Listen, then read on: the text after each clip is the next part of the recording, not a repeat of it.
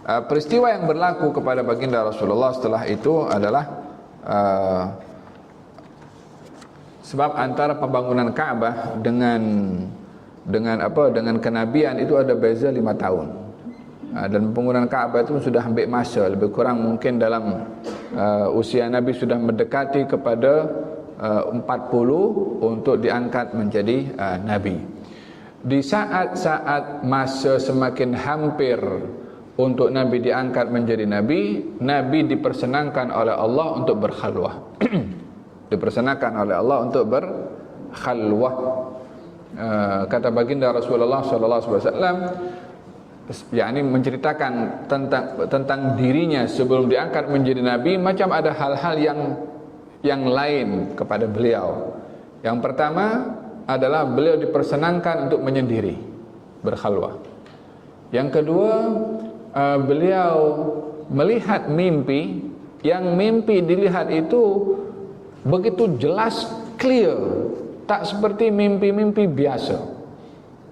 Yakni jelasnya itu seakan-akan di alam nyata, karena terlalu jelasnya mimpi baginda Rasulullah SAW. Di antaranya adalah Nabi lalu di satu lorong, ada batu di lorong itu yang mengucapkan Assalamualaikum ya Rasulullah, katanya. Nabi dengar, oleh belakang tak ada orang. Tanda-tanda seperti ini namanya irhasat. Namanya irhasat. Irhasat itu tanda-tanda ajaib atau luar biasa yang berlaku sebelum Nabi diangkat menjadi Nabi. Seperti mimpi yang jelas, bagaimana saya katakan tadi, batu mengucapkan salam kepada baginda Rasulullah SAW,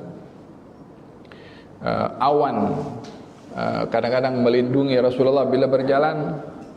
Ini semua bahagian daripada irhasat. Dan di antara yang berlaku kepada Nabi sebelum Nabi diangkat menjadi Nabi, dipersenangkan untuk berkhalwah. Khalwah ini menyendiri, bertafakkur. Ibadah yang cepat membawa seseorang memiliki ma'rifah kepada Allah adalah ibadah tafakkur. Setiap ibadah yang kita lakukan memerlukan kepada tafakkur. Karena tafakkur itu adalah fokus akal untuk meyakini keagungan Allah dengan bertafakkur akan ciptaan Allah Subhanahu wa taala, termasuk bertafakkur tentang dirinya sendiri. Di dalam Al-Qur'anul Karim Allah banyak menyebutkan tentang fungsi akal dengan cabaran. Adakah kamu tidak berakal? Adakah kamu tidak berfikir? Adakah kamu tidak guna pakai akal pikiran kamu? Ya kan? Inna fi khalqis samawati wal ardi wa ikhtilafil laili wan nahari la ayatin li ulil albab.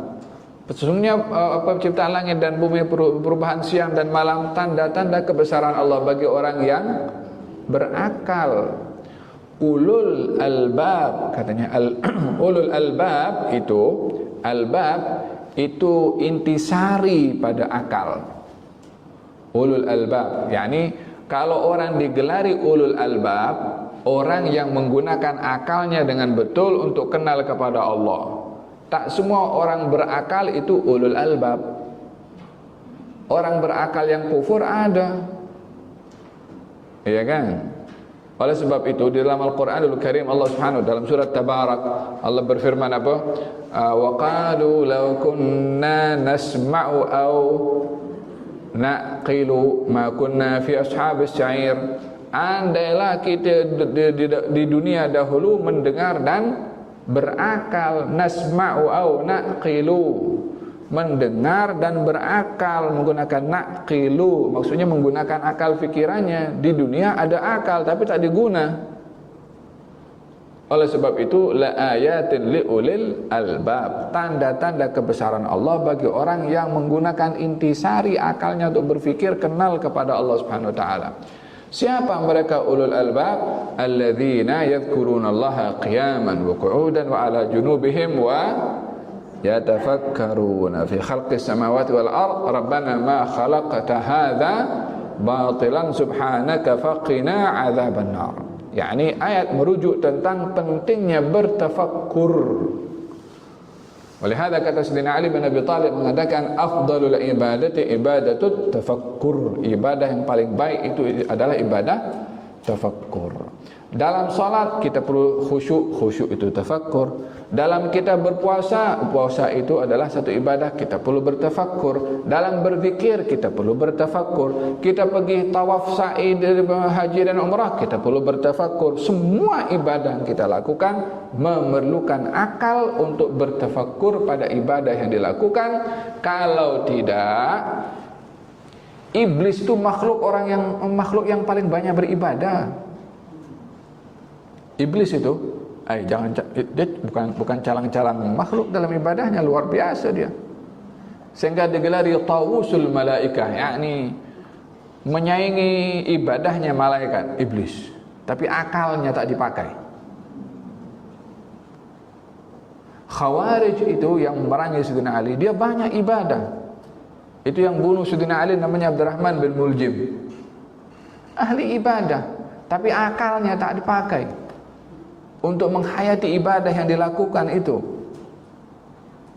Dan dalam hal ini setiap ibadah itu memerlukan kepada tafakkur. Carilah kesan ibadah dengan dalamnya bertafakkur pada ibadah. Ibadah tanpa tafakkur tak ada kesannya.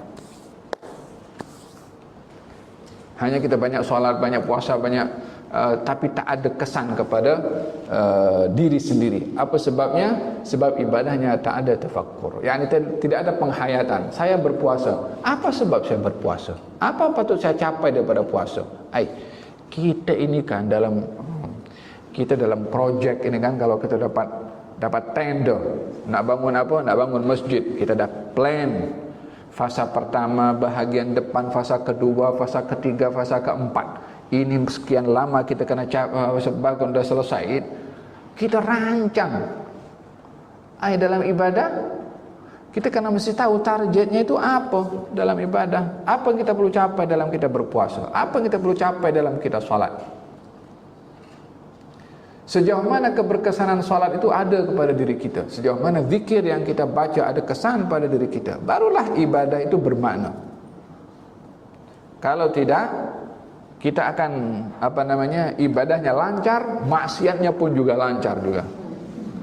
Kalau ibadahnya tidak menghalang kita daripada berbuat maksiat, maka ibadah itu ibadah kosong. Bukan bermakna kalau ibadah kita mustahil berbuat maksiat, yang namanya manusia tak akan terlepas daripada tergelincir kepada dosa.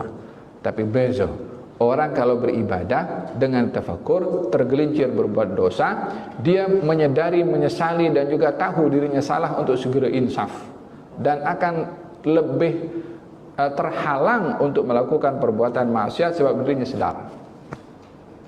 Tapi kalau dia ibadah tak ada penghayatan, macam saya ceritakan tadi, berkenaan dengan golongan orang-orang Khawarij, ibadahnya lancar, tapi perbuatan jenayahnya pun lancar juga. Waliyadzubillah. Dan dalam hal ini baginda Rasulullah dipersenangkan untuk beribadah dengan berkhalwah, tujuannya adalah bertafakkur. Kadang-kadang dulu berhari-hari, berminggu-minggu berada di Gua Hira. Ada naik Gua Hira? Pernah? Tak pernah. Coba naik situ. Tengok macam mana. Sekali saya pergi naik di Gua Hira dengan istri saya, lebih kurang 2 jam lah begini. Boleh tahan juga. Sebenarnya kalau seorang boleh lebih laju ya, pasal lebih dengan mem besar, so kita kena temankanlah. Slowly kita jalan. Masa naik ada masa turun, lebih kurang pergi balik itu dalam hampir 4 jam lah.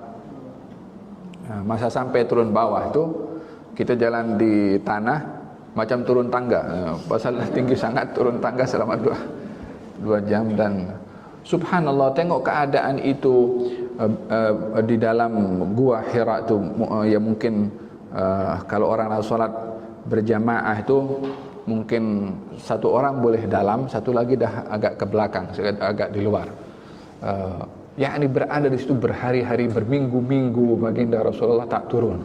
Dan kadang-kadang subhanallah, kadang-kadang Siti Khadijah duk pergi hantar makanan nak pergi ke atas. Oh, luar biasa. Kita laki-laki nak naik pun sekali naik taubatan nasuha. Dia tak pergi nak balik dah. Dah cukup sekali. Belum lagi gua Jabal Thur, tempat Nabi berhijrah yang singgah di situ. Falhasil, pergi ke tempat-tempat seperti itu, sejuta bayangan dalam kita punya otak ini membayangkan macam mana situasi pada ketika itu. Dan itu juga yang membawa kepada kita untuk bertafakkur macam mana perjuangan kenabian itu bermula, macam mana berlaku, macam mana berlangsung dengan penghayatan ketika menziarahi tempat-tempat tersebut. Masa pergi Mekah, pergi Madinah, pergi tempat-tempat ziarah macam tu bukan untuk ambil gambar. Kita punya kadang-kadang pergi sana nak ambil gambar, nak tunjuk dengan kawan. Aku dah pergi, dah sampai sana. Penghayatannya tu apa ketika pergi ke Gua Hira? Apa yang kita rasa pada waktu itu, ya kan? Masa ada orang-orang kadang pergi sampai ke Madinah, ke Mekah pun tak ziarah kepada Sayyidah Khadijah dekat Ma'la situ. Ya kan, tak pergi ziarah. Kan bukan rukun umrah.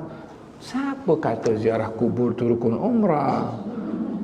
Kita pergi ziarah ke Mekah tu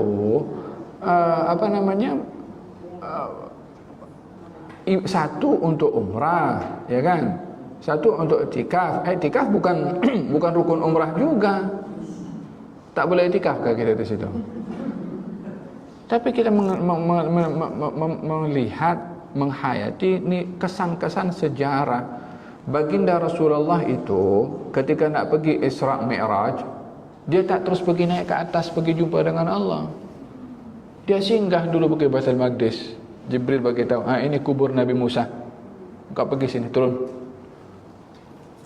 Ya kan? Lepas tu pergi ke Baitul Lahmin. Disuruh, kau solat di sini 2 rakaat. Jibril tanya, engkau tahu di mana engkau solat? Kata Nabi, tak tahu. Ini tempat kelahiran Nabi Isa.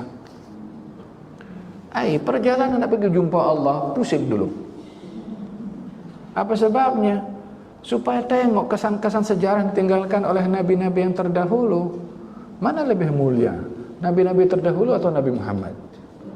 Mana lebih mulia? Keluarga nabi-nabi terdahulu atau keluarga Nabi Muhammad? Keluarga Nabi Muhammad. Masa pergi itu, pergilah ziarah. Hatta ada bas pun kalau tak boleh turun, memang perempuan pun tak boleh masuk situ.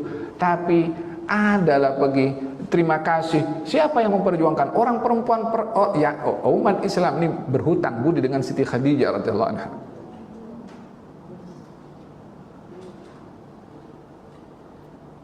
Di saat genting-gentingnya dakwah pertama perjuangan Nabi, yang menjadi sandaran Nabi itu Siti Khadijah. Tenaganya, perasaannya, duitnya, sehingga diingati selalu oleh Nabi SAW. Kata Siti Aisyah, Allah dah gantikan kau yang lebih baik daripada Khadijah. Kau apa nak dengan perempuan tua tu, katanya.